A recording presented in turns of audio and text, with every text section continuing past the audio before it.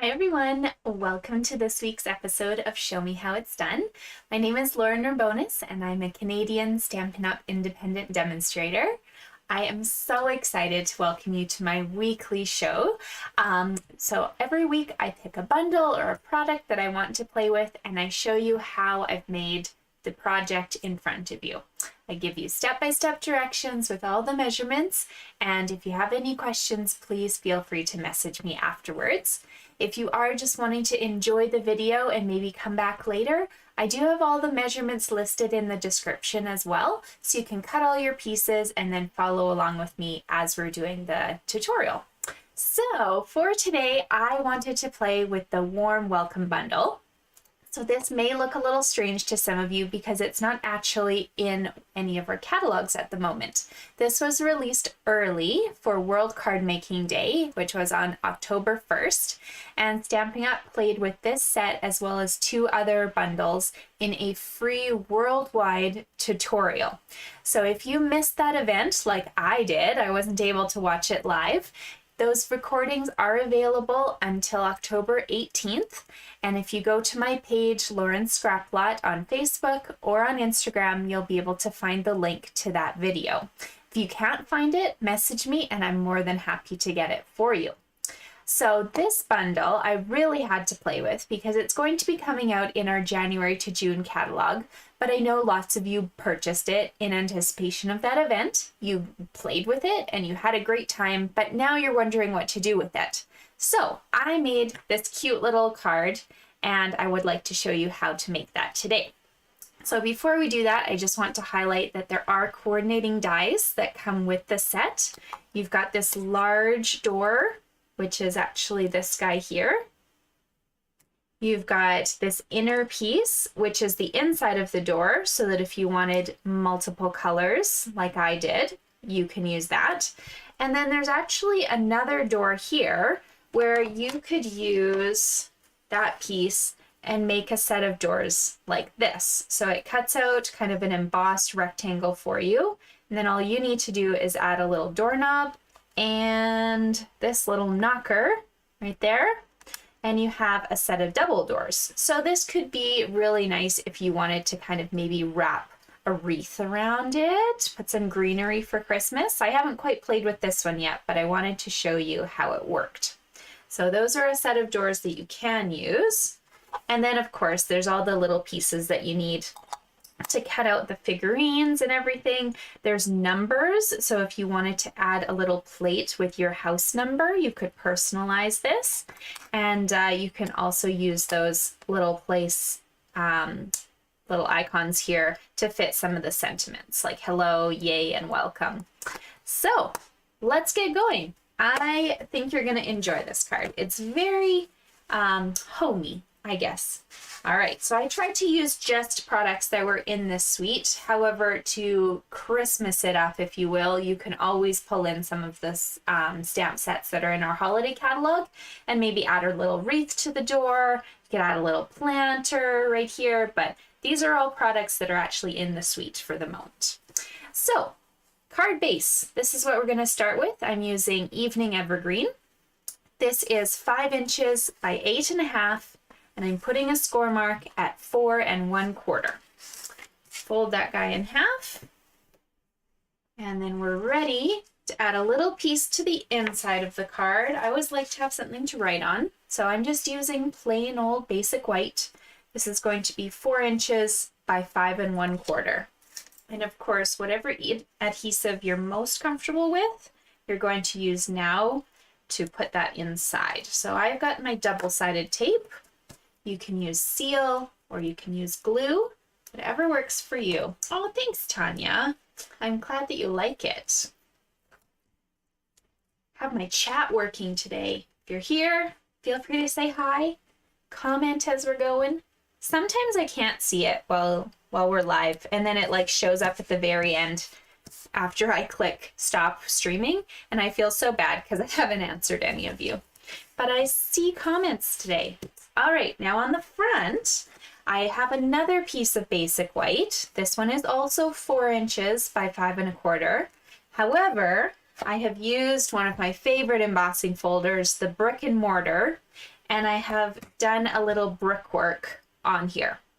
So you can attach this right now to the card if you'd like, or if you want a little bit of a kind of natural wood look, you can grab a blending brush and a light brown. So either crumb cake or Sahara sand would be the one that you'll want, and put it on some scrap.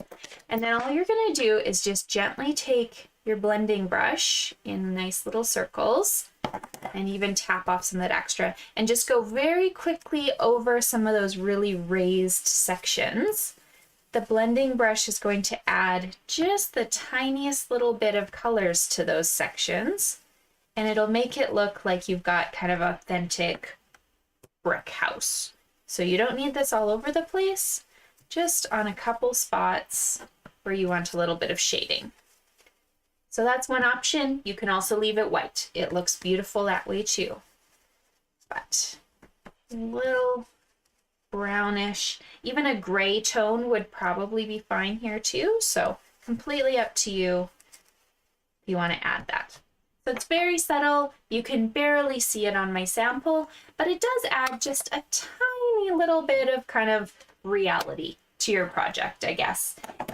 Because nobody's house is perfect and white. Come on, admit it. Your house has dirt just like mine does.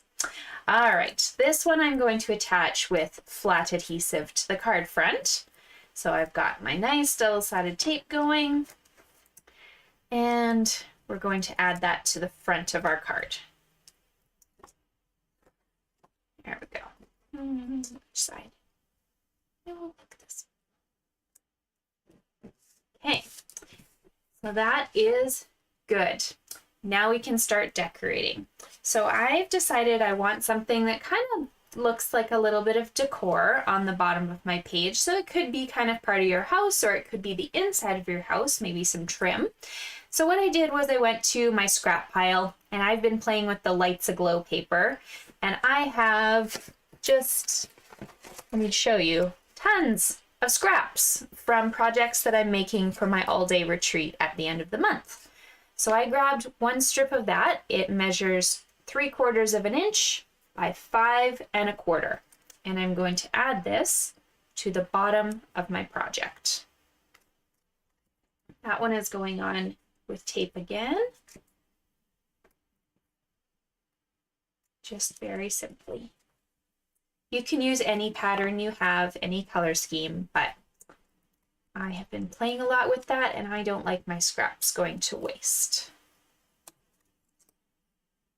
So there we go. So now we're done with this guy for a few moments because we have to work on assembling our little scraps, okay? So let's get that out of our way. And we're going to start with a piece of scrap cherry cobbler. And that is what I'm going to stamp my large doorway on. And I'm actually going to use cherry cobbler ink for that as well. If you don't have this, you can use black or early espresso or even basic gray. All of those will give you kind of a dark, nice doorway look. We're going to stamp this. Beautiful. I think it goes that way. And then we'll have to find the coordinating die in our set to be able to actually cut that out. So I would grab my cut and emboss machine and this large die, and I would roll it through and cut out my magical door. Okay, I'm just going to have that done for you guys today. So there's my magical door. Let's pretend I've done it. And alternatively, if you preferred those double doors, you could easily replicate this card just by putting the double doors and kind of changing things just slightly to kind of match that. So it's your choice, but actually the double doors, I kind of want to play with a card like this maybe and put the double doors and a number up top, but I'm just getting your brain wheels spinning. Okay, here we go.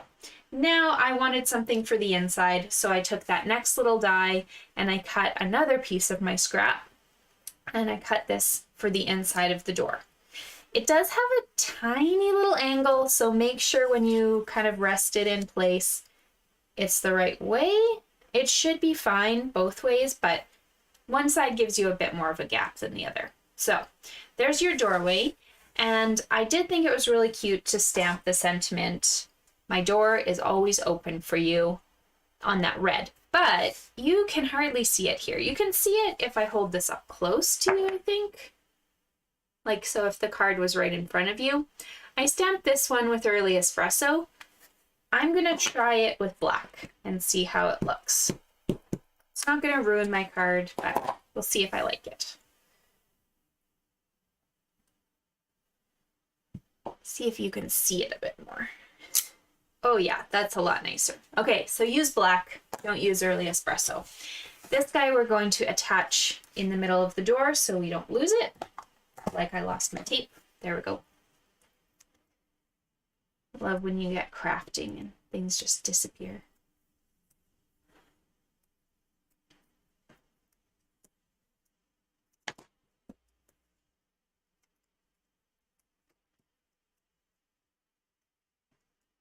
Perfect. All right, that goes right inside your doorway. And then this guy, you're going to pop up on dimensionals and put onto your card. Also, so it's out of your way and you don't end up accidentally losing it somewhere. Okay, so nice doorway.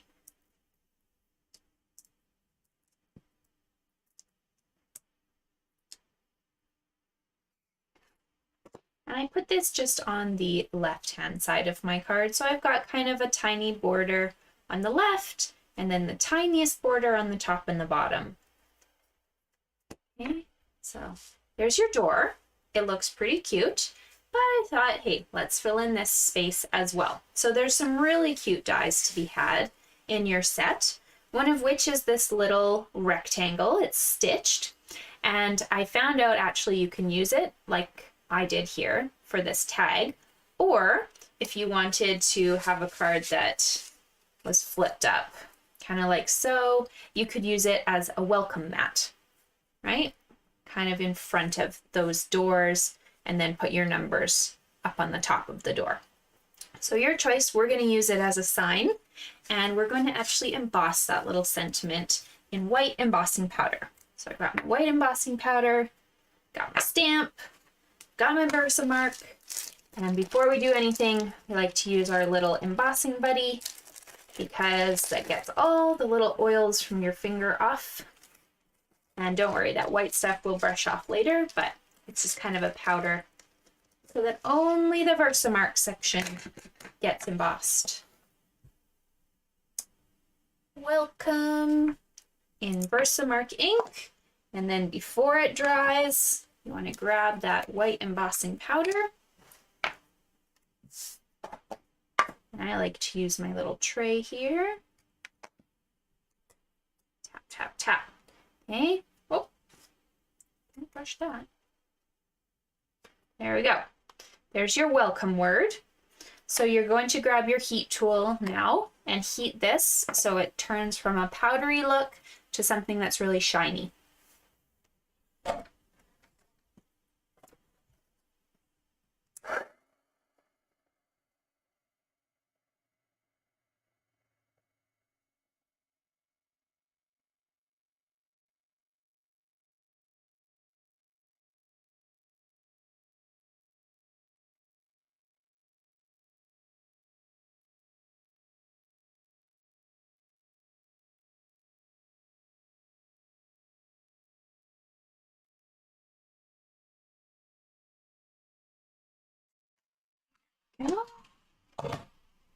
So there is your sign. I like to just give it a little brush on a piece of clothes or something to get some of that powder off from the embossing buddy so it looks nice and green again.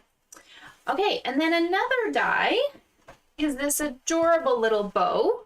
So you can use that for a variety of things. If you wanted to trim these edges, I actually thought it would be a really cute little bow on your kitten, but we're going to use it on the back of our sign. So I'm going to turn my sign over, and I'm just going to tape this right to the back so that I don't need to worry about putting glue on these tiny little bow pieces. Okay, so 2 tiny little pieces of tape. You can even use a glue dot if you want.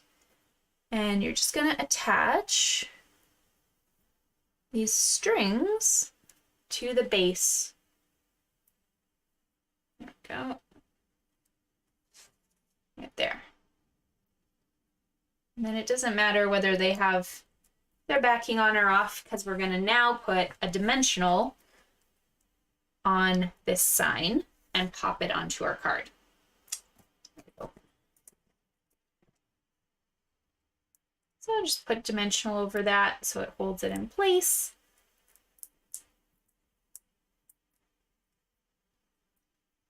And of course you can fiddle around with it if you prefer not to attach it this way, but it's just easiest. Okay, and then this can go just right in the middle of your wall. Like so. Sorry, the sun's being really fun today. Okay, continuing on. There was a couple other stamps in that set that I thought were adorable. So I wanted to play with the little kitten. And with these shoes, they just kind of remind me of what my front door looks like all the time, just lots and lots of shoes. So what I did is I took these stamps and I put them onto crumb cake paper and I stamped with early espresso. So I used a brown ink, which is kind of tying into my card a little bit more than a black would. Okay, and then these just get popped up on dimensionals as well to add to the card. So the kitty, I just put a dimensional kind of by her tail so that part of her face and whiskers can overlap on the doorway there. And then she can just sit kind of right beside the door. And then the shoes, you can put just 2 dimensionals will fit on the large shoes. You don't need to worry about the small ones there.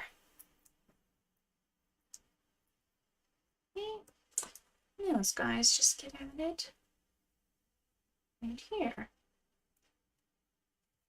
And then to tie it all together, I know there is a stamped doorknob, but we like embellishments, right? So we've got our handy dandy rustic metallic dots. I just took one of those and I used it as my doorknob right there. I just thought it added a little bit of character to the card.